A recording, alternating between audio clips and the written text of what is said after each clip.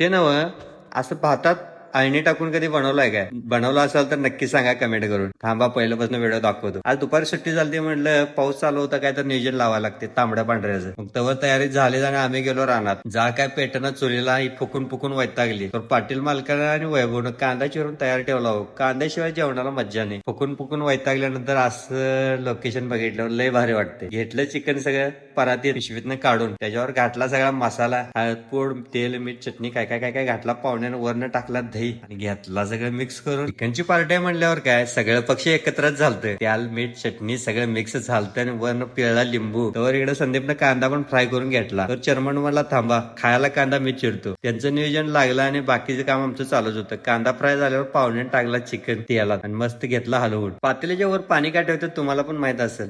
नसलं कमेंट करून सांगा मग मी सांगतो. तर सुक्क निम फ्राय झालतं. टेस्टला द्या म्हटलं तर कुठला पाहुणा नाही म्हणतोय. पहिला भात करणार मग टेस्ट बघूया पुढे. तर भाताला फोडणी चालू केली पाहुण्यानं. पटापट सगळा मसाला टाकला. चर्मन सगळं घेतलं हलवून. तांदूळ पण टाकलं. 1 किलो आणलेलं बास म्हणलं एवढंच खायचं जास्त खायचं नाही. पोट पुढे येते आणि संध्याकाळ झाली तर काय विशेष नाही. अंधारात बॅटरी लावूनच चालू होतं. तर वैभवनं म्हटलं जरा टेस्ट करून बघा. चर्मन म्हणला 1 नंबर झाले. मग काय आणि चालू केलं. सुक्क केलं तयार. जराच ठेवलेली कडे आणि खाऊन कोण टेस्टला बघून 3 किलो सपवलेली. आणि कसं झालं जेवण नक्कीच सांगा.